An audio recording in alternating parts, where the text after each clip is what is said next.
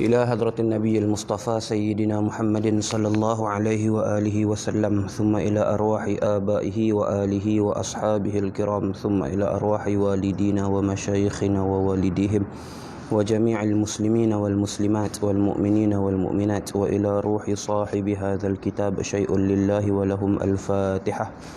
أعوذ بالله من الشيطان الرجيم. بسم الله الرحمن الرحيم. الحمد لله رب العالمين الرحمن الرحيم مالك يوم الدين، إياك نعبد وإياك نستعين، اهدنا الصراط المستقيم صراط الذين أنعمت عليهم غير المغضوب عليهم ولا الضالين، آمين. بسم الله الرحمن الرحيم. الحمد لله رب العالمين حمدا حامدين حمدا شاكرين حمدا ذاكرين حمدا يوافي نعمه ويكافئ مزيده. يا ربنا لك الحمد كما ينبغي لجلال وجهك وعظيم سلطانك. اللهم صل وسلم على سيدنا محمد محيي النفوس صلاة تسعدنا بها في جميع الدروس، وعلى آله وصحبه وبارك وسلم. سبحانك لا علم لنا إلا ما علمتنا إنك أنت العليم الحكيم، ولا حول ولا قوة إلا بالله العلي العظيم. رب اشرح لي صدري ويسر لي أمري واحلل عقدة من لساني يفقه قولي.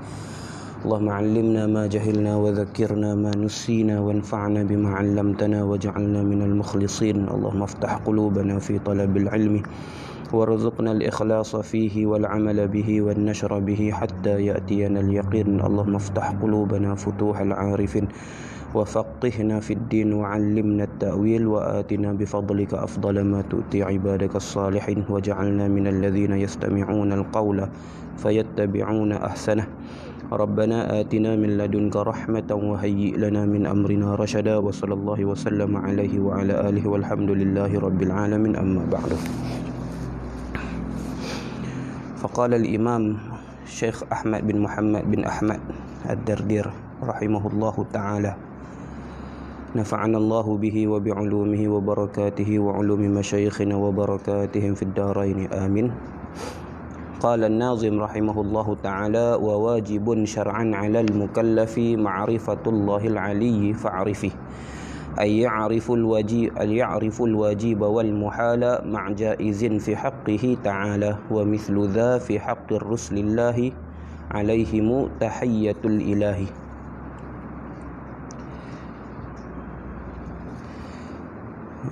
Alhamdulillah, kita masuk dalam bait yang ke-11, untayan syair yang ke-11 dalam matan Al-Kharidah Al-Bahiyah karangan Imam Ahmad bin Muhammad Ad-Dardir rahimahullahu ta'ala. Sambungan daripada perbincangan yang sebelumnya, iaitu perbincangan tentang hukum akal, tentang ta'rifnya dan juga pengertiannya dan pembahagiannya. Ini juga masuk dalam membincangkan tentang tajuk yang barulah, iaitu hukum mengenal Allah Ta'ala dan para Rasulnya. Hukum mengenal Allah Ta'ala dan para Rasulnya ni, yang dimaksudkan dengannya ialah hukum mengenal sifatnya, ataupun hukum mengenal perkara-perkara yang dinisbahkan kepada Allah Ta'ala. Bukan dengan makna mengenal zatnya, artinya mengenal hakikat diri Allah Subhanahu Wa Ta'ala. Itu tidak tercapai oleh akal dan tiada dalam nas. Macam tu juga, walaupun kita boleh mengenal hakikat diri para rasul sebagai manusia, tapi dia bukan perkara yang dituntut dalam agama. Yang dituntut dalam ilmu akidah khususnya ialah mengenal perkara-perkara yang dinisbahkan kepada para rasul. Jadi mengenal zat Tuhan itu mustahil akli lah.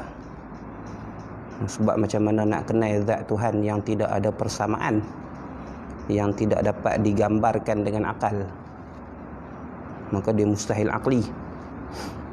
Maka yang dimaksudkan ialah mengenal perkara-perkara yang dinisbahkan, yang disandarkan kepada Allah Subhanahu Wa Ta'ala. Bila mana ditimbang dengan hukum akal yang dibincangkan pada tajuk yang sebelumnya, maka diklasifikasikan pada kategori yang tertentu.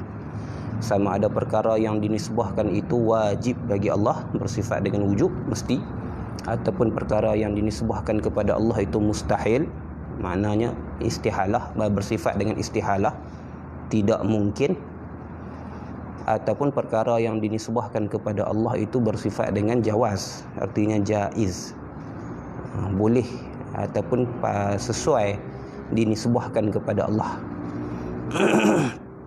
Baik, adapun mengenal para rasul itu juga dengan makna yang samalah.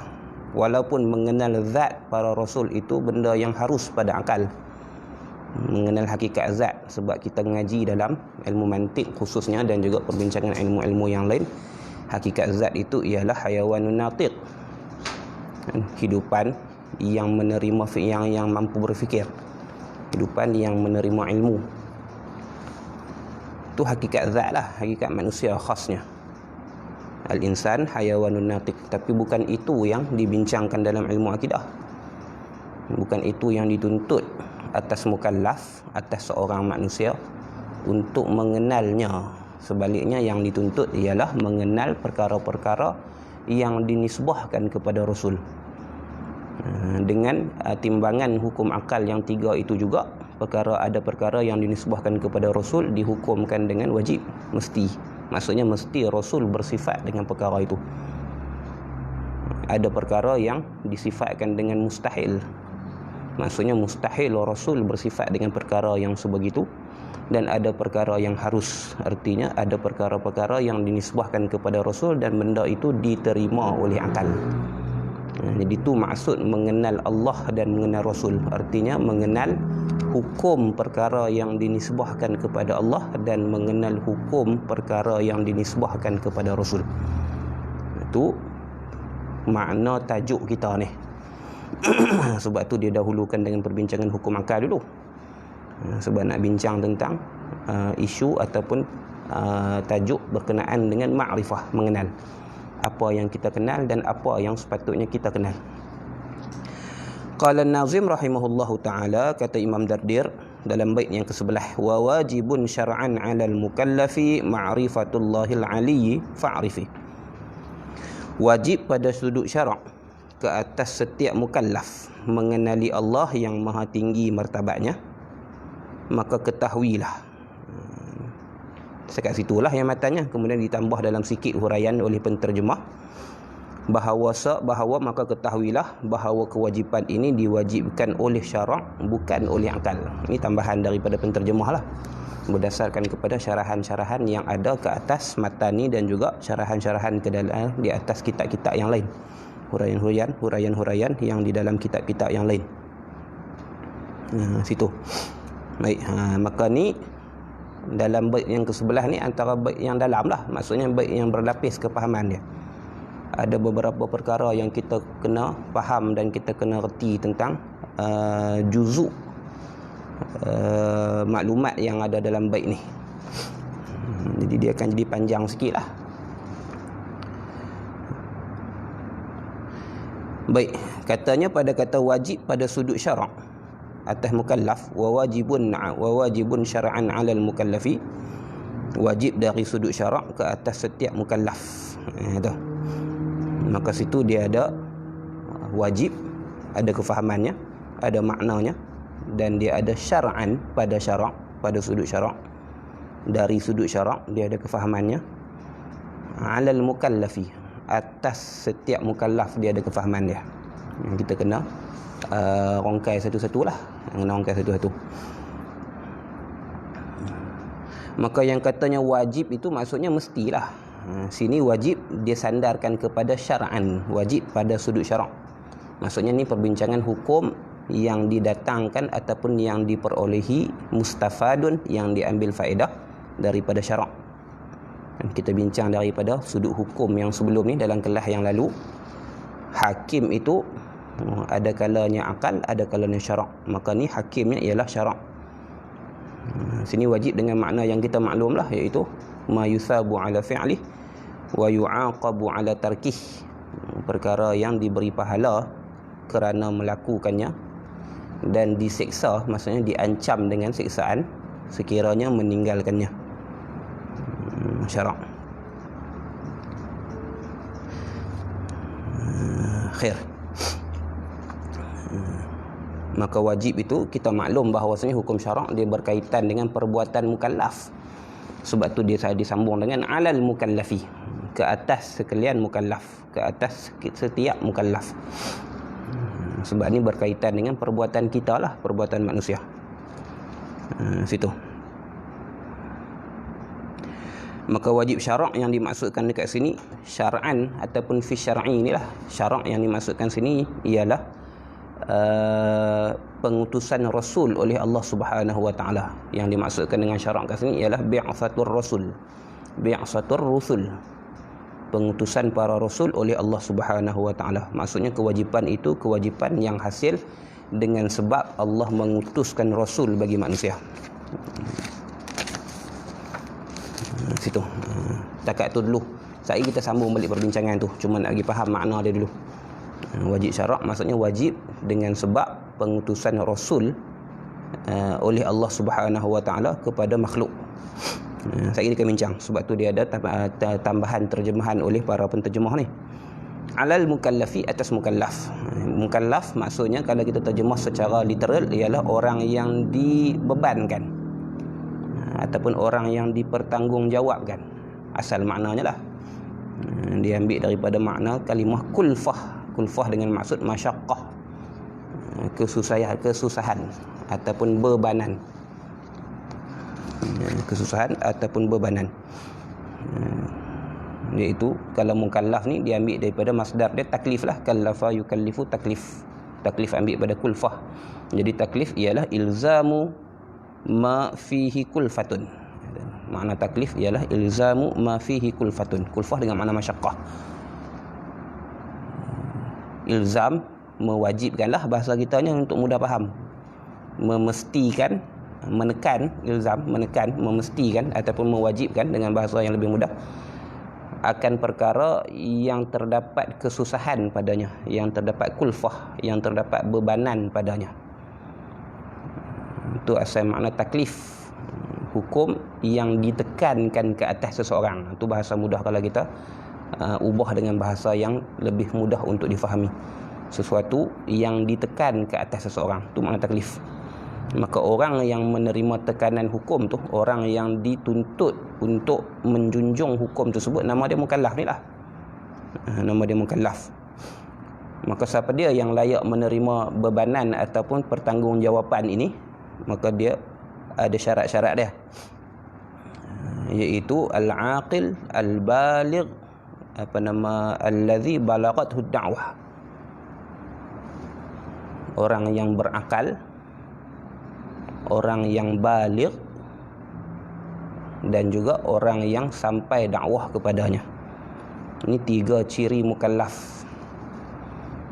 Satu pendapat lagi menyebutkan ciri yang keempat, iaitu salimat hawasuhu gitu. Salimat hawasuhu, allazi salimat hawasuhu, yang sejahteralah derianya.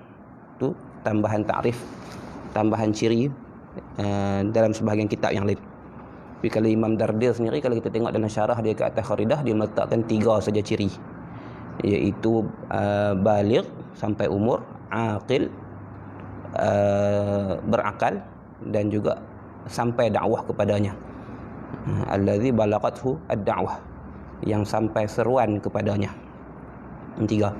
Kalau kita tengok dalam kitab-kitab yang lain, takrifan-takrifan dalam kitab yang lain, maka dia didatangkan dengan ciri yang keempat, iaitu allazi salimat hawasuhu, yang selamat derianya. Deria yang dimaksudkan situ ialah deria pendengaran atau deria penglihatan, samak dan juga basar.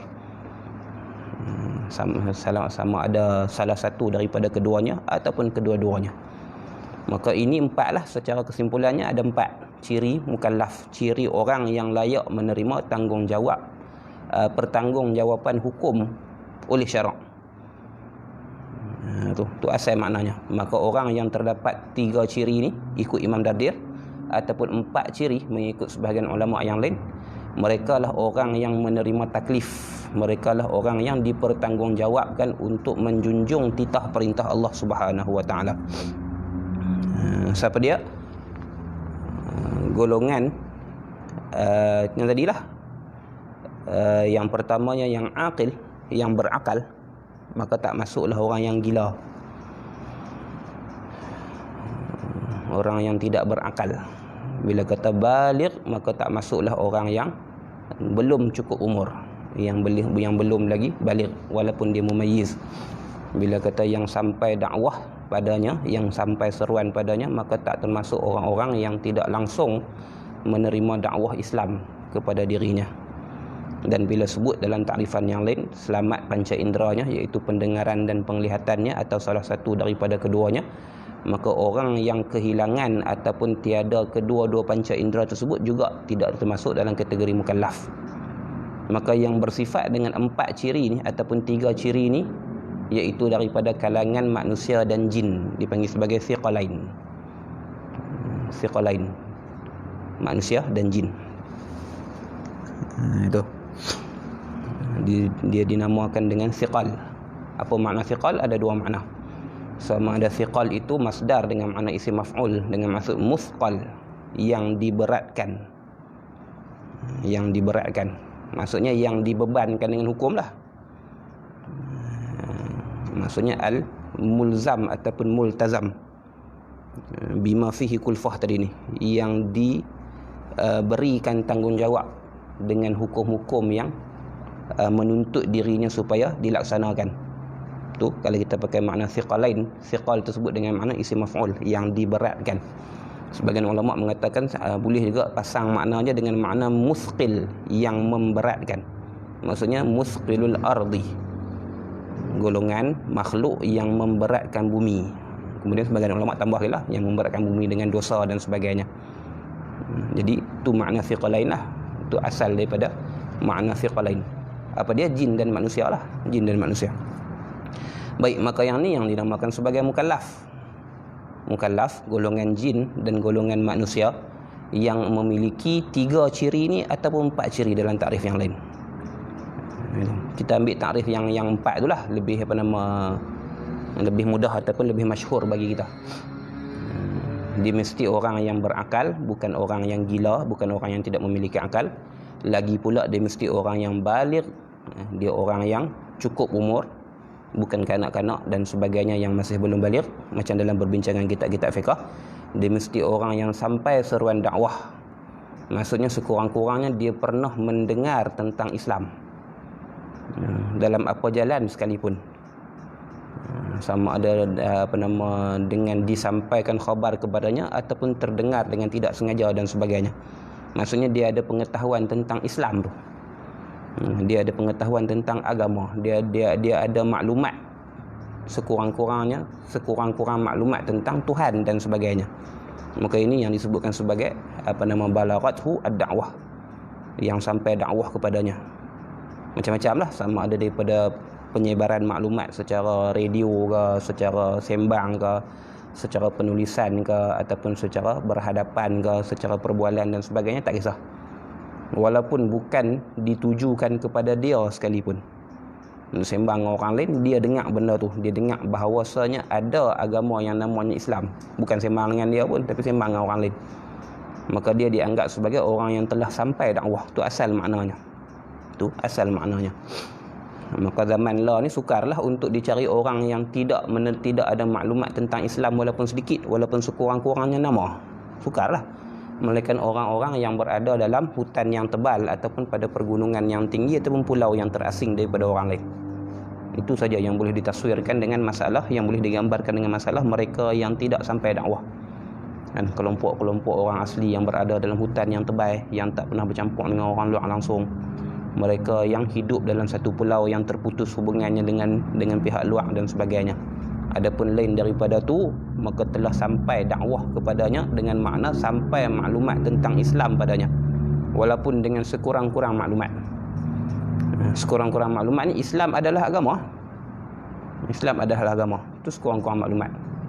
Tuhan bagi orang yang beragama Islam namanya Allah, tu sekurang-kurang maklumat. Maka kalau sampai lagu tu pun dah cukup dinamakan sebagai dia mukallaf. Dia dituntut untuk mencari. Itu.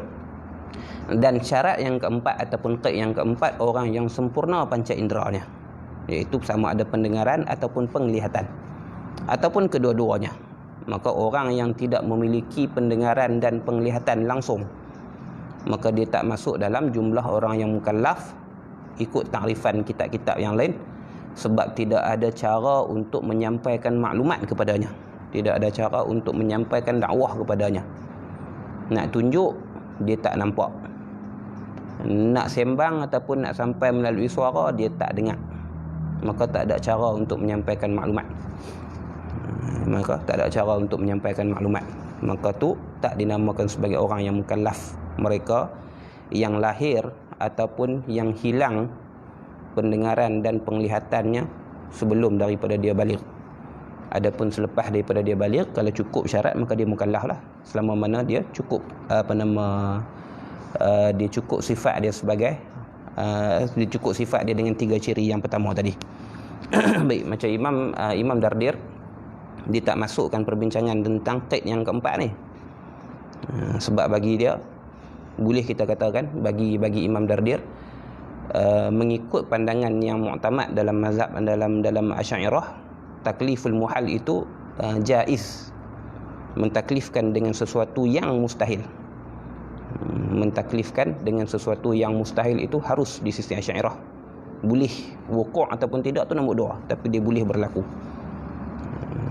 Tu perbincangan yang panjang lah. Kalau kita bincang dalam syarah-syarah dalam syarah-syarah Kharidah ni, dia akan bincang lah tu pasal Imam Dardir cuma meletakkan 3 syarat bagi mukallaf, bukan 4. Yang mustahil ialah takliful muhal. Itu mustahil. Dipanggil takliful ghaflah, taklif ghaflah. Ini panjang cerita lah. Cuma tu sikit maklumat. Kena rujuk dalam kitab-kitab yang membincangkan tentang perbezaan di antara takliful muhal dengan taklifun bil muhal. Maka takliful bil muhal itu jaiz di sisi Asy'ariyah, harus. Adapun taklif bil muhal itu merupakan taklif ialah mustahil. Taklif bil muhal sebab dia masuk dengan taklif al-ghafil. Tak apa. Itu perbincangannya sikit. Tapi kita nak letak makna mukallaf tu lah. Mukallaf dengan 4 ciri tadi, iaitu orang yang cukup umur, berakal, sampai seruan dakwah kepadanya, dan juga selamat panca indera.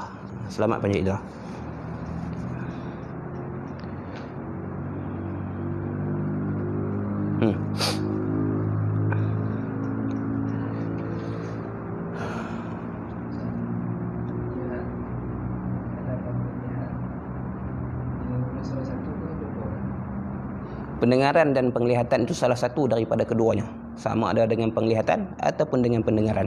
Dia tak mensyaratkan selamat kedua-duanya, hanya mensyaratkan salah satu daripada pendengaran atau penglihatan. Sebab salah satu daripada keduanya dah cukup untuk menyampaikan ataupun menghasilkan ilmu. Untuk memasukkan makna dalam diri seseorang, memadai dengan dua tu. Memadai dengan salah satu daripada dua, wa imma dengan penglihatan, wa imma dengan pendengaran. Tak mensyaratkan dua-dua. Yang dibincangkan kalau tak ada dua-dua. Kalau tak ada dua-dua tu, maka tak akan hasil sebarang ilmu pada dirinya lah. Sama ada tak ada dua-dua daripada asal kejadian, terbit-terbit memang lagu tu dah, ataupun dia ada pada awalnya kemudian hilang daripada dirinya. Hilang daripada dirinya pendengaran dan penglihatan tersebut. Maka ketika mana hilang tu, dia tidak lagi dinamakan sebagai mukallaf lah. Dia tidak lagi dinamakan sebagai mukallaf. Kalau sebelum daripada hilang pendengaran dan penglihatannya tu, dia dah baligh, dah aqil dan sampai seruan dakwah, dia mukallaf. Tapi mukallaf setakat masih didengar, setakat masih ada penglihatan dan pendengaran. Tu kalau ikut takrifan yang meletakkan 4 ciri. Adapun takrifan yang meletakkan 3 ciri saja, maka walaupun dihilang pendengaran dan penglihatan yang pernah ada pada diri dia, maka dia merupakan mukallaf secara hukum. Tapi tidak secara praktikal. Mukallaf secara hukum, tidak secara praktikal, sebab tak ada jalan untuk menyampaikan ilmu pada dia. Dia macam orang-orang yang berperang contohnya, kena bom ke apa ke, hilang pendengaran dan penglihatan terus, maka ketika tu dia tidak lagi dibebankan dengan taklifan syarak. Dia tak ada pendengaran dan tak ada penglihatan, habis dua-dua, maka dia tak ada jalan untuk kita sampaikan maklumat kepada dia. Tak ada jalan untuk kita sampaikan maklumat daripada dia. Sukar untuk menyampaikan maklumat kepada dia. Ataupun orang yang memang lahir tanpa pendengaran dan penglihatan, maka dia bukan mukallaf daripada awal lagi. Baik, itu makna mukallaf. Maka bila orang tu mukallaf, maka syarak mewajibkan ke atas dirinya. Syarak mewajibkan ke atas dirinya ma'rifatullahil aliyyi fa'rifi. Wajib atas syarak, wajib pada syarak atas tiap-tiap mukallaf ma'rifatullahil aliyyi, mengenali Allah yang maha tinggi. Mengenali dengan makna yang tadilah, mengenali Allah dengan maksud mengenali sifat-sifat ataupun perkara-perkara yang dinisbahkan kepada Allah. Al-Ali, yang maha tinggi, yakni martabatnya. Fa'rifi, maka ketahuilah. Maka fa'rifi tersebut arahan daripada wajib syarak itulah. Berdasarkan kepada firman Allah Subhanahu wa taala, fa'lam annahu la ilaha illallah. Maka ketahuilah. Qaul yang mu'tamad mengatakan ilmu dan makrifah itu satu makna. Maka walaupun ada perbezaan daripada sudut penggunaan dan muqabil bagi mu'tamad mengatakan ada perbezaan dan sebagainya, qaul yang mu'tamad mengatakan makna makrifah dan ilmu itu sama pada hak makhluk. Pada hak makhluk. Fa'rifi, maka ketahuilah. Ini maksudnya fa'limilah. Maka ketahuilah. Berdasarkan kepada firman Allah, fa'lam annahu la ilaha illallah, maka ketahuilah bahawasanya tiada Tuhan melainkan Allah. Baik, maka syarak yang mewajibkan kita untuk ma'rifatullah, itu statement yang pertama. Syarak yang mewajibkan kita untuk mengenal Allah, itu yang ditambah dalam terjemahan bawah tu. Maka ketahuilah bahawasanya kewajipan ini diwajibkan oleh syarak, bukan oleh akal. Jadi tambahan tersebut dia ada huraian dia lah. Dia ada huraian dia. Sini pendapat yang dipegang oleh ahli sunnah wal jamaah yang mengatakan kewajipan mengenal Allah, kewajipan ma'rifatullah itu datang daripada syarak, bukan daripada akal, seperti mana yang dipegang oleh Mu'tazilah. Seperti mana yang dipegang oleh satu aliran pemikiran dalam Islam yang dinamakan sebagai aliran Mu'tazilah. Itu asalnya dulu. Saya kita bincang. Tapi nak bagi beza yang tu dulu.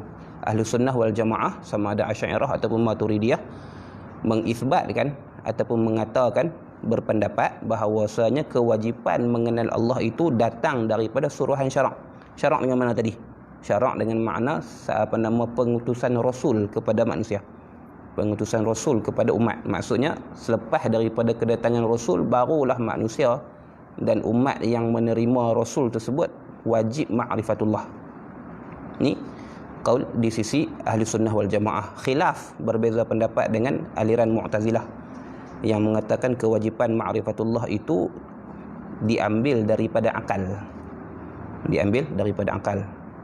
Takat tu dulu. Saya kita bincang. Bagi faham dulu. Maka dalam isu ni dia ada tiga mazhab lah. Asy'ariyah, ahli sunnah ada pecahan dua, iaitu aliran Asy'ariyah dan ada aliran Maturidiyah yang berlawan dengan aliran Mu'tazilah. Tiga. Maka pada isu kewajipan mengenal Allah ni ada tiga pendapat lah. Ada tiga pendapat. Dua pendapat yang mewakili ahli sunnah wal jamaah, satu pendapat yang mewakili aliran di luar daripada ahli sunnah wal jamaah yang namanya Mu'tazilah. Gitu. Maka mazhab Asy'ariyah secara umumnya aliran Asy'ariyah secara umumnya, segala hukum, sama ada hukum perbuatan, ahkam dia panggil ahkamul ibad, segala hukum ke atas hamba, syariat, sama ada usul ataupun furu', sama ada usuluddin ataupun furu'uddin, usul agama ataupun furu' agama, semuanya sabit dengan syarak. Ini pendapat Asy'ariyah. Ini pendapat Asy'ariyah, dan ini yang muktamad dalam ahli sunnah wal jamaah. Satu, maksudnya di sisi Asy'ariyah berpandangan bahawasanya kewajipan ma'rifatullah itu datang daripada syarak, satu, dan seluruh hukum hakam yang lain juga datang daripada syarak, iaitu datang hasil daripada pengutusan Rasul kepada manusia oleh Allah Subhanahu wa taala.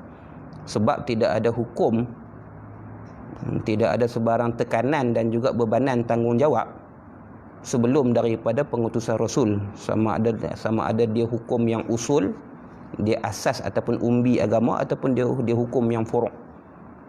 Ataupun kalau bahasa mudah kita, sama ada ibadah ataupun i'tiqad. Dan juga perkara yang lain lah, sama ada yang berkaitan dengan perbuatan hamba ataupun perkaitan yang berkaitan dengan pegangan hamba ke atas Tuhannya. Maka ni di sisi Asy'ariyah. Jadi ada dua lah yang kita bincangkan sini, makrifah aja, tapi bukan setakat makrifah di sisi Asy'ariyah. Makrifah dan juga segala hukum yang lain. Kewajipan solat contohnya, kewajipan menghilangkan riak daripada dalam hati contohnya, kewajipan menghilangkan hasad daripada dalam hati contohnya, kewajipan redha pada Allah contohnya, kewajipan mengeluarkan zakat contohnya, kewajipan berpuasa contoh dan sebagainya semua. Termasuk juga makrifah itu sabit dengan syarak, sabit dengan pengutusan Rasul. Satu.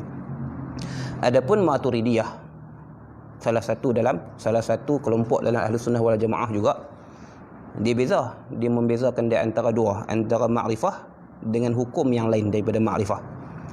Maka di sisi Maturidiyah, kewajipan mengenal Allah itu boleh didapat dengan akal. Ini huraian kena tengok dalam kitab-kitab tauhid lah. Dia boleh didapat dengan akal, dengan maksud kewajipan tu datang dari syarak juga. Cumanya kalau syarak tak datang pun, maksudnya kalau Allah tak utuskan Rasul pun, maka akal manusia boleh mengenal Allah Subhanahu Wa Taala, boleh mengenal Tuhan. Jangan kata Maturidiyah menyabitkan wajib ma'rifatullah dengan akal, tak. Maturidiyah juga menyabitkan ma'rifatullah itu dengan sebab syarak. Cumanya kalau tak ada syarak, dengan maksud kalau syarak tak mai pun, kalau tidak berlaku pengutusan Rasul pun, manusia ataupun orang yang makhluk yang berakal masih lagi mampu untuk mencari Tuhan dan mengenal Tuhan, sebab jelasnya tanda-tanda tentang wujudnya ketuhanan. Jelasnya tanda-tanda wujudnya ketuhanan, wujudnya Tuhan. Adapun dalam hukum hakam yang lain selain daripada ma'rifatullah, maka dia sama dengan Asy'ariyah, dikembali kepada pengutusan Rasul, kembali pada syarak. Beza itulah. Asy'ariyah semua hukum termasuk ma'rifah dan juga selain ma'rifah sabit dengan pengutusan Rasul. Maturidiyah pun sama juga, cuma dia ada tambahan sikit, iaitu hukum ma'rifatullah, mengenal Allah itu sekiranya tidak diutuskan Rasul pun akal masih lagi boleh mendapatkannya. Sebab apa akal masih lagi boleh mendapatkannya? Kerana liwuduhihi, kerana jelasnya bukti kewujudan Tuhan. Jelas bukti kewujudan Tuhan. Itu. Adapun hukum selain daripada ma'rifah, maka sepakat di antara Asy'ariyah dan Maturidiyah. Adapun pada hukum ma'rifah, hukum mengenal Tuhan, sepakat juga. Sepakat pada umbi, sepakat pada dasar, iaitu kewajipan itu sebab pengutusan Rasul. Kedatangan Rasul lah yang mewajibkan kita mengenal Allah Subhanahu Wa Taala. Cuma Asy'ariyah berhenti setakat tu, dengan makna kalaulah tidak diutuskan Rasul, maka tak diwajibkan mengenal Tuhan. Maturidiyah tak. Kalaulah tidak diutuskan Rasul sekalipun, dengan akal dah cukup untuk mendapatkan kewujudan Tuhan. Untuk mengenal bahawasanya adanya Tuhan, akal cukup, akal mampu untuk mendapatkannya. Ni pendapat Maturidiyah. Alasan mereka sebab bukti ataupun dalil kewujudan Tuhan ni nyata, jelas. Memadai dengan kita berfikir tentang diri kita dan alam sekeliling, boleh dah cukup untuk kita menyabitkan bahawasanya ada pencipta yang namanya Tuhan. Ni antara perbezaan pendapat antara Ahlus Sunnah sendiri, tapi masih dalam kerangka yang sama lah. Masih dalam kerangka yang sama. Mazhab yang ketiga di luar daripada Ahlus Sunnah wal Jamaah, iaitu mazhab Mu'tazilah, mengatakan segala hukum seluruhnya, macam Asy'ariyah tadi, sama ada ma'rifah ataupun selain daripada ma'rifah, semuanya disabitkan dengan akal. Maksudnya akal mampu untuk meletakkan hukum, segala hukum tadi, sama ada ma'rifatullah, mengenal Tuhan, ataupun hukum hakam yang lain, perbuatan yang baik dan buruk dan sebagainya, hukum untuk mencuri, hukum untuk berzina, hukum untuk melakukan kebaikan, hukum untuk berbuat baik, hukum untuk taat kepada ibu bapa dan sebagainya, semua hukum tu. Termasuk juga dengan mengenal Tuhan itu sabit dengan akal. Sabit dengan akal. Tapi kena jaga sabit dengan akal tu, ikut depa agak, kita kena adil kat depa lah. Sekiranya tidak datang syarak. Sekiranya tidak datang syarak. Cumanya kedatangan syarak, maksudnya pengutusan Rasul itu mengkuatkan dan menyokong apa yang didapat oleh akal. Maksudnya, mereka juga berpandangan bahawasanya kewajipan mengenal Allah dan segala hukum ni, dia dapat melalui syarak. Cumanya akal secara bersendirian, walaupun tanpa pengutusan Rasul, masih lagi mampu untuk mendapatkan hukum setiap satu perkara. Dia kena passing bagi betul. Dia kena adil lah dalam menghikayatkan aliran yang berbeza dengan kita. Kena bagi faham elok, kena bagi faham satu-satu.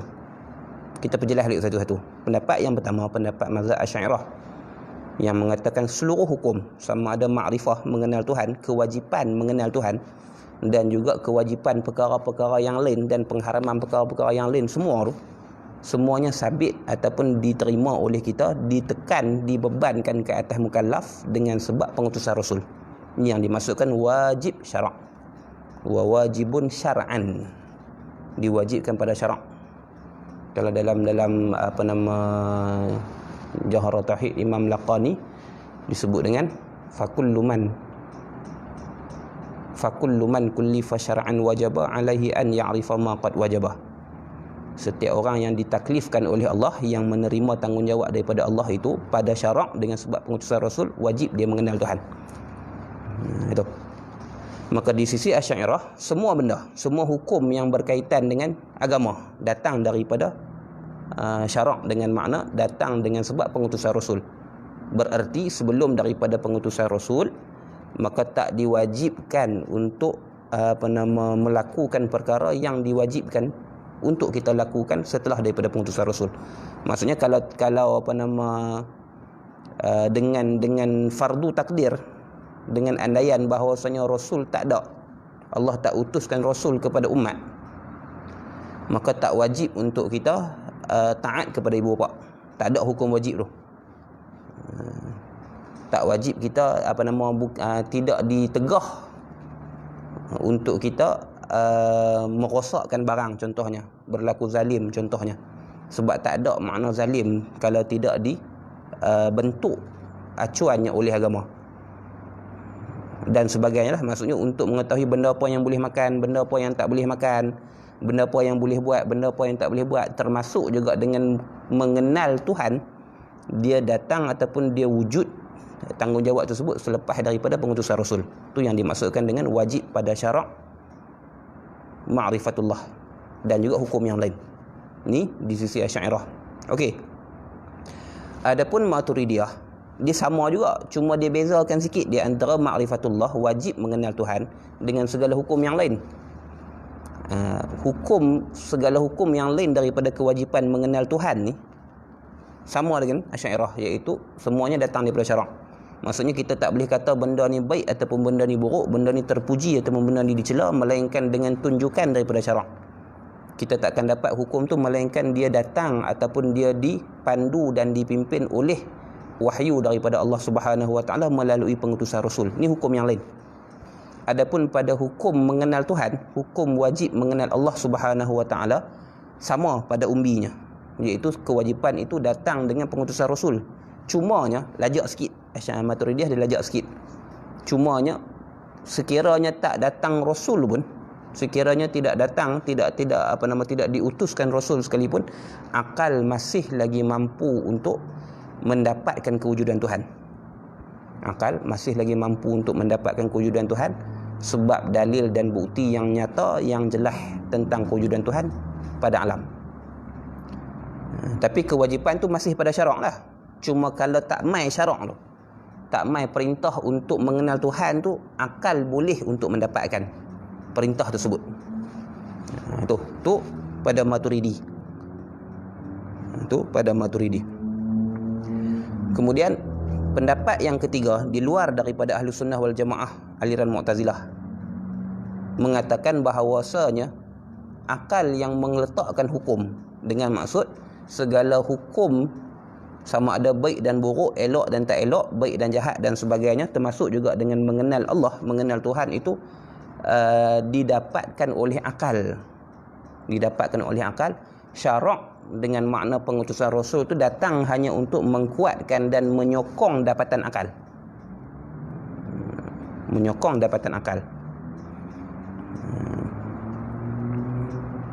Situ. Maka dia ada beberapa perbezaan lah kat situ. Yang kita kena perhati elok. Satunya perbezaan di antara Maturidi, aliran Maturidiyah dengan aliran Mu'tazilah. Maturidi, aliran Maturidiyah mengatakan kewajipan mengenal Allah itu dengan syarak. Cuma kalau tak datang syarak, maka akal mampu untuk mengenal. Akal mampu untuk mengenal. Pasal apa akal mampu untuk mengenal? Kerana bukti kewujudan Tuhan itu nyata. Dekat tu. Adapun Mu'tazilah, kewajipan mengenal Tuhan itu datang daripada akal. Datang daripada akal. Dan syarak datang untuk menyokong apa yang didapat oleh akal. Jadi bila syarak dah mai, maka kewajipan itu dengan syarak lah. Bila syarak mai, mengkuatkan dan menyokong apa yang diputuskan oleh akal, maka kewajipan itu dengan syarak. Sebab tu mereka tak kufur. Mereka tidak dihukumkan dengan kufur. Sebab menafikan hikmah datangnya Rasul. Masih lagi menerima bahawasanya sumber hukum ni sebagai daripada syarak.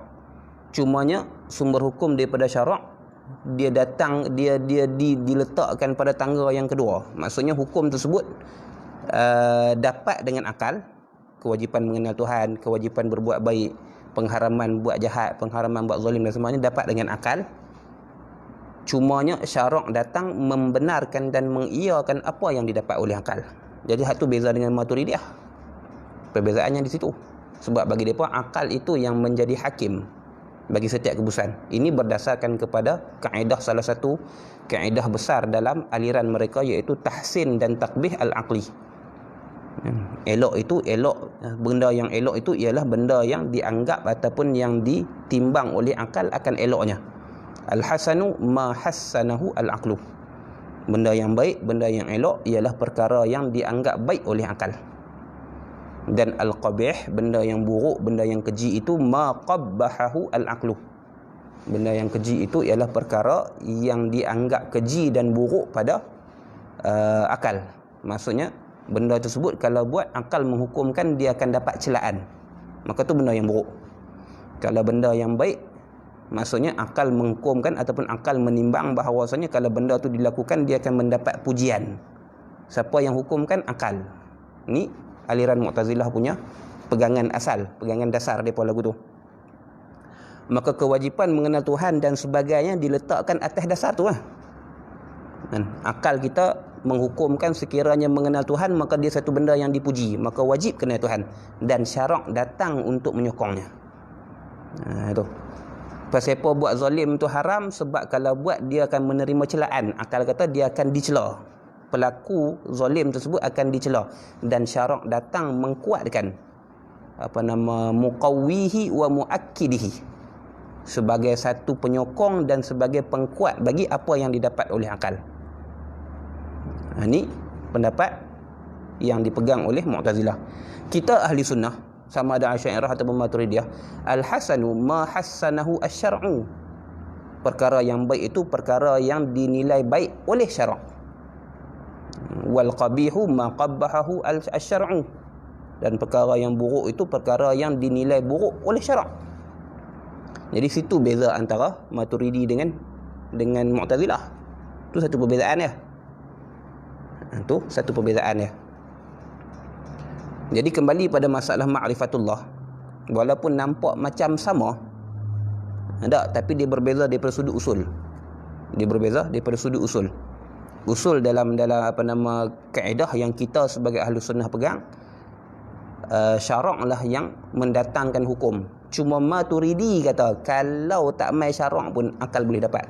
Tu hak Maturidi kata.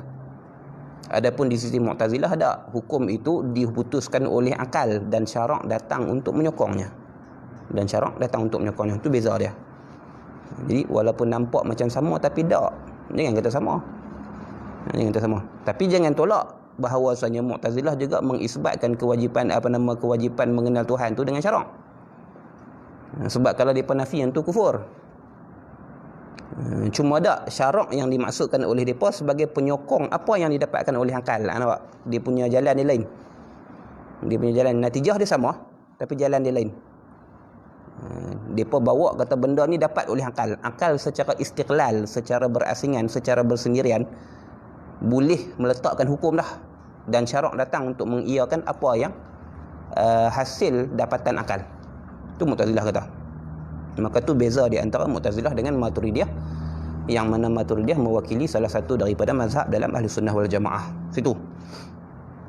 Itu. Maka kok mana pun daripada ketiga-tiga pendapat ni, sama ada Asy'ariyah ataupun Maturidiyah ataupun Allahumma salli ala sayyidina Muhammad, Mu'tazilah, maka sepakat bahawasanya yang mujibul hukmi, penyebab bagi wajibnya ma'rifatullah ni Allah. Penyebabnya. Tu yang tu sepakat. Sebab tu depa tak dihukumkan kufur, walaupun Mu'tazilah meletakkan pada tangga yang kedua. Tapi sebab masih lagi menyabitkan bahawasanya yang mewajibkan mengenal Allah itu daripada syarak juga. Walaupun syarak itu hanya sekadar mengkuatkan dan mengiyakan hasil dapatan akal, tapi dia masih lagi mengisbatkan mujib itu Allah. Yang mewajibkan hukum tu Allah. Maka dia tidak dianggap dan dia tidak dikeluarkan daripada agama Islam. Dia tidak dianggap sebagai jatuh kufur. Yang tu sepakat. Yang tu sepakat. Yang bezanya sikit aja yang lajak daripada tu. Yang lajak daripada tu. Kita Ahlus Sunnah wal Jamaah mengatakan tidak ada sebarang sumber hukum melainkan dia datang melalui tunjukan syarak. Berbanding dengan Mu'tazilah, bezanya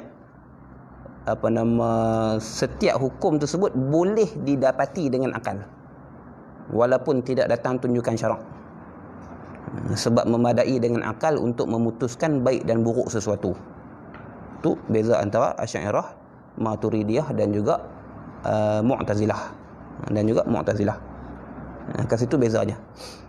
Sebab tu dia penterjemah bagi kitab kita ni ditambah huraian tu. Maka ketahuilah bahawa kewajipan ini diwajibkan oleh syarak, bukan oleh akal. Habis. Selesai. Tu asal kewajipan. Maka wajib dengan sebab syarak, maksudnya datang nas, perintah daripada Allah dan daripada Rasul untuk mengenal Allah Subhanahu wa taala. Mengenal yang macam mana? Ni ada makna dia. Wajib itu, apa tanggungjawab seorang mukallaf? Ma'rifatullahil ali. Wajib mengenal Allah yang maha tinggi. Maka apa makna ma'rifah? Ma'rifah dengan makna yakin lah, ataupun mengetahui.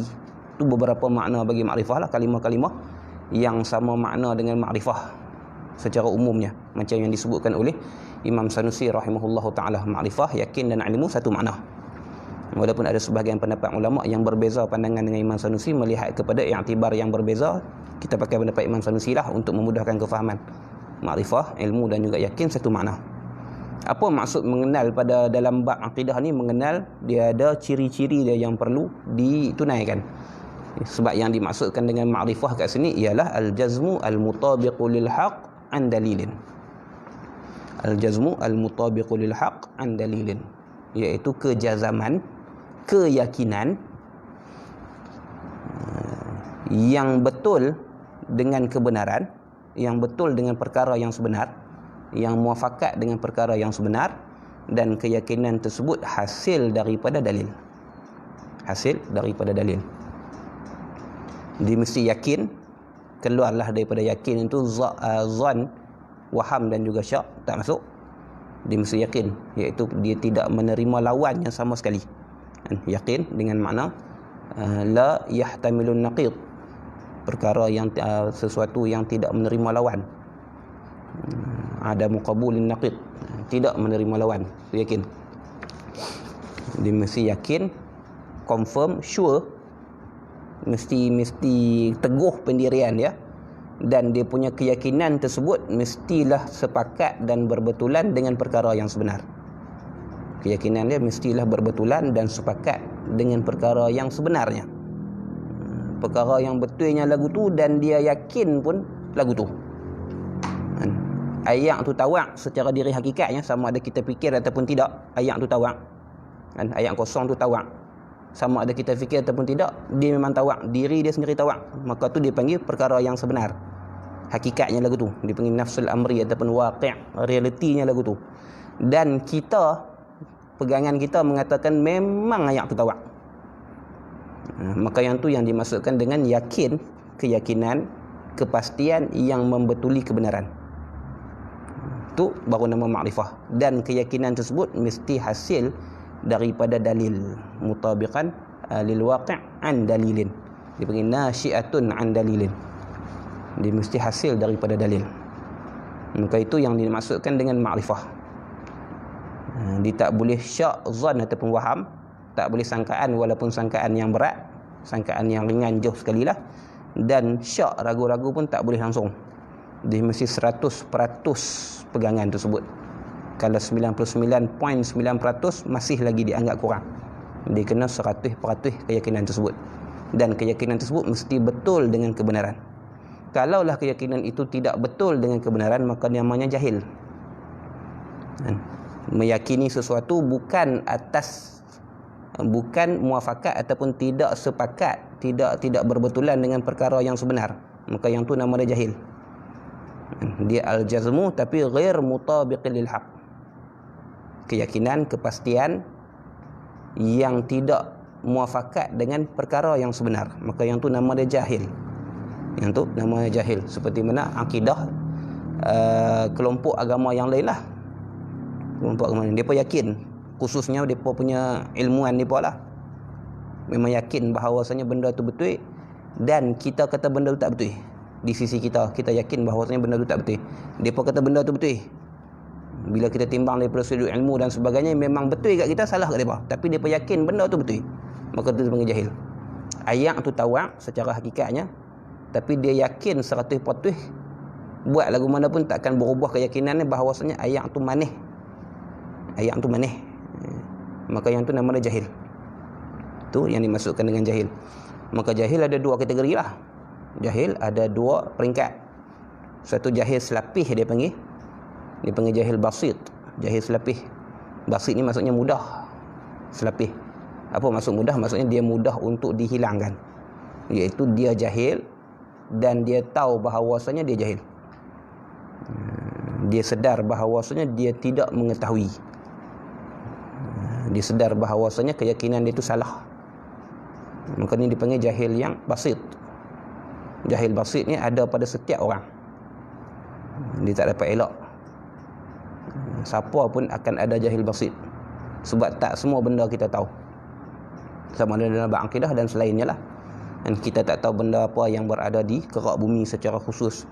Kita tak tahu jumlah ataupun secara tepat spesies-spesies hidupan yang ada di laut dan sebagainya. Dan kita sedar bahawasanya kita tak tahu. Ni jahil basit. Semua orang ada. Yang keduanya jahil murakkab namanya. Jahil berlapis lah kalau kita sebut ni. Jahil berganda, jahil berlapis. Itu dilawan bagi mudah lah. Bila basit tadi maksudnya jahil yang mudah dihilangkan. Murakkab maksudnya jahil yang susah untuk dihilangkan. Ini dilawan makna basit dengan murakkab lah. Sebab tu diletak nama murakkab. Jahil yang berlapis, iaitu dia kejahilannya dilapis ataupun dilapisi pula dengan kejahilan yang lain. Maksudnya dia tidak mengetahui sesuatu secara hakikatnya, salah dalam memahami sesuatu, dan dia tak sedar bahawasanya dia salah. Itu yang Tok Guru tersebut, dia tak tahu bahawasanya dia tak tahu. Dia berasa dia tahu, tapi benarnya dia tak tahu yang dia tak tahu. Itu yang diulang benda tu. Itu dimasuk dalam jahil murakkab. Dia salah dalam memahami sesuatu, maksudnya kefahaman dan keyakinan itu menyalahi apa yang sebetulnya, dan dia tak sedar bahawasanya keyakinan dan pegangan dia itu salah. Dia tak sedar bahawasanya keyakinan dan pegangan itu salah, maka yang tu namanya jahil murakkab. Ini jahil yang sukar untuk dihilangkan. Sebab yang pertamanya dia perlu hilang, dia perlu iktiraf dulu bahawasanya dia tak tahu. Kembali kepada makna jahil basit, kemudian baru mudah dihilangkan. Dah tak tahu, cari maklumat bagi tahu. Tapi selagi mana dia duk kata dia tahu, dia betul dengan kebenaran, maka selagi itulah sukar untuk menghilangkan kejahilan tu. Yang kita nak hilangkan ialah kejahilan tentang benda tersebut. Contoh ayat tu tawak, tapi dia i'tiqad, dia yakin bahawasanya ayat tu manih. Yang tu yang kita nak hilangkan, yang tu yang jahil yang kita nak hapuskan. tapi dia dilapik dengan satu kejahilan pula, iaitu dia yakin bahawasanya dia betul. Itu dia panggil murakab, bersusun di antara dua kejahilan. Kejahilan terhadap perkara tersebut dan kejahilan terhadap keyakinan itu salah, kepercayaan itu salah. Maka ni nama dia jahil murakab. Jahil murakab ni bahaya. Jahil murakab ni sangat bahaya. Sebab tu kita sekali orang yang mengaji sekalipun kena sentiasa timbang segala benda yang kita tahu tu. Nak timbang apa? Nak timbang dengan ilmu yang kita ngaji ya. Dia kena timbang dengan kita punya ilmu kita tu, dengan dia panggil malakah kita.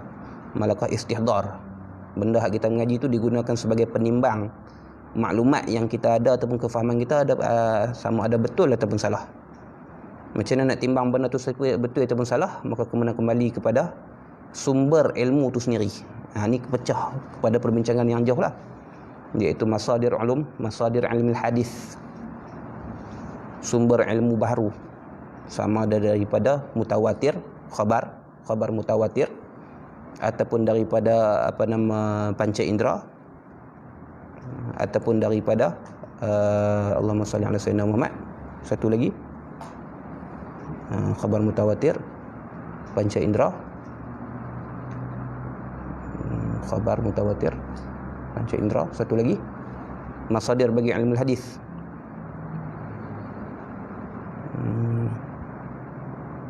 Khabar mutawatir, panca indera. Apa dia tu ni? Lupa. Lama tak sebut. Akal. Lupa boleh. Sama ada dengan khabar mutawatir, khabar yang diyakini betul menghasilkan ilmu. Quran dan juga hadis lah. Quran secara umumnya setiap ayatnya mutawatir, dan juga setiap hadis yang menghasilkan faedah mutawatir. Begitu juga dengan panca indera kita secara musyahadah dan sebagainya, benda yang kita dapat dengan deria rasa kita dan sebagainya, ataupun dengan akal yang terpimpin. Maka kena timbang benda tu lah. Kalau tidak, kita akan terjerumus dalam bahaya jahil murakab. Jahil murakab banyak benda lah. Banyak benda. Kita boleh buat misal dengan macam-macam. Sama ada dalam bab agama ataupun di luar daripada agama. Sama ada kalau dalam agama sekalipun, dalam fiqh pun ada benda yang orang jahil murakab walaupun dia ustaz. Dalam bab tauhid pun ada benda yang jahil murakab. Benda tu salah dan dia tak tahu kata dia salah, dia rasa benda tu betul. Pun ada juga dalam bab akidah dan dalam bab-bab yang lain, dalam memahami agama ataupun dalam urusan dunia. Tu umum belaka. Contohnya kalau kita tengok secara mudahnya, ilmuan dalam agama yang lain lah, Padri Kristian ni ke, Sami Buddha dan sebagainya, mereka yakin, sebab tu mereka konsisten dan committed dengan ajaran mereka. Setiap benda apa yang agama mereka suruh, mereka buat. Tu yang ada sampai tak menikahnya, ada yang sampai tak makan benda berdarah dan sebagainya lah. Tu hasil ataupun bukti keyakinan mereka. Tapi keyakinan itu tak betul dengan kebenaran, maka dia jahil. Dan mereka tak sedar bahawasanya benda tu salah, tu jahil murakab. Tu jahil murakab. Maka tu kalau kita letak dalam agama selain daripada Islam lah, yang dalam agama Islam tu sendiri ada banyak benda yang salah kefahaman dan tak sedar kata benda tu salah. Maka kita sebagai orang yang mengaji ni kena cermat bab tu. Kena sentiasa reconsider balik lah. Kena revalue balik. Kena timbang balik setiap maklumat yang kita tahu dan sebagainya, yang kita yakin bahawasanya dia betul. Kena pastikan pula betulkah dia betul. Dia sungguh-sungguh betul. Tu. Habis. Maka keyakinan yang betul, yang muafakat dengan kebenaran, keyakinan itu mestilah hasil daripada dalil. Maka dalil yang diperintahkan, yang diwajibkan ke atas mukallaf ini secara umumnya semua orang ialah dalil ijmali, dia panggil. Dalil secara umum. Apa maksud dalil secara umum? Cukup dia ada hujah walaupun dia tak mampu untuk menghuraikan hujah, dan walaupun dia tak mampu untuk merungkaikan syubhah. Dalil secara umum. Tu. Contoh dia kata Allah Ta'ala bersifat dengan, Allah Ta'ala itu Tuhan yang maha berkuasa. Itu keyakinan lah. Keyakinan. Membetuli kebenaran. Dalil dia Allah mampu buat makhluk. Macam mana hang boleh hak tu dalil ijmali secara umumnya. Allah mampu buat makhluk. Makhluk ni ada dengan sebab ciptaan Allah. Dalil ijmali. Dekat tu. Dan dia yakin benda tu dah menghasilkan keyakinan bagi dia. Maka tu yang dipanggilkan dengan dalil ijmali yang memadai dalam fardu ain. Kalau dengan andaian orang tekan tanya dia tak boleh jawab pun tak apa dah. Sebab kemampuan untuk menghuraikan dalil dan merungkaikan syubhah itu, kewajipan tersebut, kewajipan untuk menguasai kemampuan itu ialah fardu kifayah. Ialah fardu kifayah. Yang fardu ainnya, yang untuk semua orang, tak kira dia apa benda sekalipun dia kerja buat dia dan basic dia lagu mana sekalipun, yang wajibnya dia berdalil. Keyakinan itu mesti bersandarkan ataupun hasil daripada dalil yang dia pegang. Walaupun dia tak mampu huraikan dalil itu, walaupun dia tak mampu hilangkan syubhah yang timbul di sekeliling dalil itu. Ni maksud dalil ijmali. Maksud dalil ijmali. Maka tu yang diwajibkan sekadar kewajipan fardu ain. Adapun fardu kifayah, iaitu dia wajib untuk mendapatkan kemampuan untuk menghuraikan dalil tersebut dan merungkaikan syubhah-syubhah, kesamaran-kesamaran yang timbul di sekitar dalil tersebut. Maka tu kewajipan fardu kifayah. Itu. Habis, yang tu yang dimaksudkan dengan mengenal Allah Subhanahu wa taala. Yang kita bincangkan daripada awal tadi, mengenal Allah dengan maksud mengenal hukum-hukum perkara yang dinisbahkan kepada Allah Subhanahu wa taala. Macam tu juga dengan hukum-hukum perkara-perkara yang dinisbahkan kepada Rasul alaihi wassalatu wassalam. Maka kewajipan itu datang daripada syarak, dengan maksud diperintahkan oleh Allah setelah daripada diutuskan Rasul. Sebab Allah Subhanahu wa taala sendiri berfirman dalam Quran, dalam surah Al-Isra, Allah sebut, wa ma kunna mu'azzibina hatta nab'atsu rasula. Kami tidaklah kami akan mengazabkan sehinggalah kami mengutuskan Rasul. Maka diambil daripada ayat itulah. Maka hukum hakam dan sebagainya ni, baik buruk, jahat dan sebagainya, datang sumbernya itu daripada syarak, daripada pengutusan Rasul. Kalau tak sabit dengan pengutusan Rasul, maka tak sabit segala dosa, pahala, baik buruk, jahat dan sebagainya. Gitu. Maka tu kewajipannya. Dan kewajipannya, bila kita faham daripada makna makrifah, yang diwajibkan untuk kita mengenal hukum-hukum perkara yang dinisbahkan kepada Allah dan kepada Rasul. Mengenal itu mestilah pengetahuan yang membetuli kebenaran, yang bersandarkan ataupun yang terhasil daripada dalil yang kita ada. Maka ni secara umum makna bait syair yang ke-11. Ni secara umum kesimpulan makna bait syair yang ke-11. Wa wajibun syar'an 'alal mukallafi ma'rifatullahil 'aliyyi fa'rifi. Itu. Selesai. Kemudian dia nak hurai tambahlah dalam bait syair yang seterusnya, ay ya'riful wajiba wal muhala ma'jaizin fi haqqihi ta'ala. Yakni mengenali yang wajib dan yang mustahil beserta yang jaiz pada hak Allah Taala. Tadilah yang kita bincangkan pada awal kelas tadi, dan juga yang kita bincangkan pada kelas yang terdahulu. Perkara-perkara tersebut bila mana dinisbahkan kepada Allah Subhanahu wa taala, ada perkara yang bersifat dengan wujud. Maksudnya akal tidak mampu menolak keberadaannya pada Allah, maka nama dia wajib. Benda tu wajib pada Allah. Contohnya segala sifat kesempurnaan bagi Allah. Ada perkara-perkara yang bila dinisbahkan kepada Allah, maka akal tidak menerimanya, maka dipanggil mumtani' ataupun mustahil. Dia bersifat dengan istihalah. Contohnya sekara kekurangan dan juga kelekahan bagi Allah, maka dimaksud dengan perkara yang mustahil.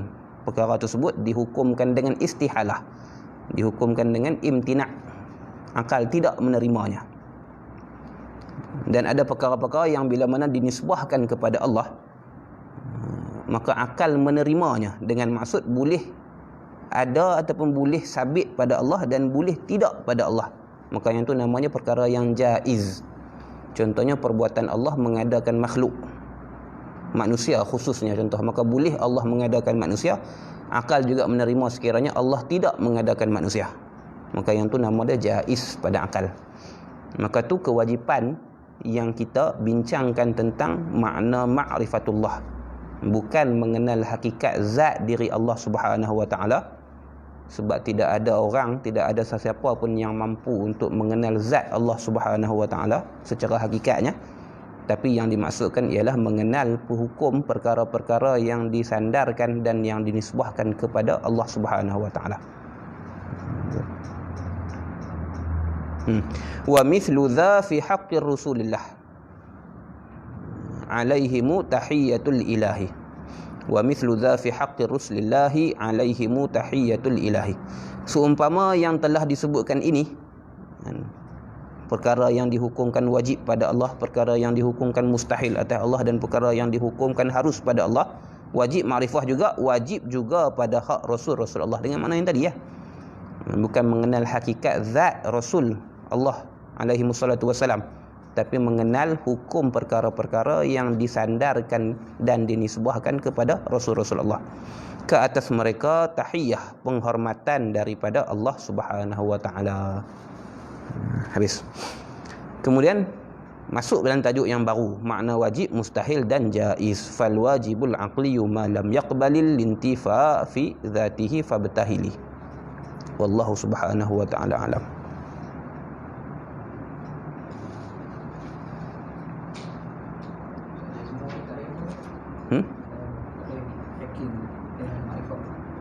Ma'rifah ta'rif dia al-jazmu al-mutabiqu lil haqq an dalilin. Ta'rif dia al-jazmu al-mutabiqu lil haqqi an dalilin. An ainun lil haqqi, mutabiqun lil haqqi, maksudnya matabaqal haqqa lah, cuma dia pakai wazan isim fa'il, maka dia berhajat kepada huruf jar untuk maf'ul, dia beramal pada maf'ulnya. An dalilin, al-jazmu al-mutabiqu lil haqqi an dalilin. Jazam dengan makna yakin lah, lawan bagi zan, syak dan waham.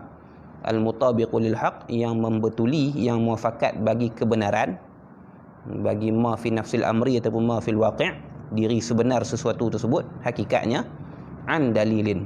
Jadi al-jazmu nasyi'un an dalilin, keyakinan, kepastian yang hasil ataupun yang timbul berdasarkan kepada dalil.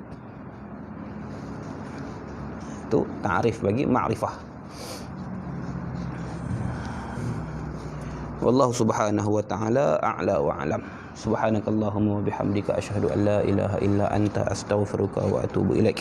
Allahumma salli afdhalas salatin ala as'adil makhluqatika sayyidina Muhammadin wa ala alihi wa sahbihi وسلم عدد معلوماتك ومداد كلماتك كلما ذكرك الذاكرون وغفل عن ذكره الغافلون. اللهم صل أفضل الصلاة على أسعد المخلوقات كسيدنا محمد وعلى آله وصحبه وسلم عدد معلوماتك ومداد كلماتك كل ذكرك الذاكرون وغفل عن ذكرك الغافلون. اللهم صل أفضل الصلاة على أسعد المخلوقات كسيدنا محمد وعلى آله وصحبه وسلم عدد معلوماتك ومداد كلماتك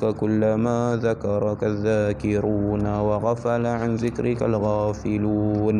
صلى الله وسلم عليه وعلى آله والحمد لله رب العالمين.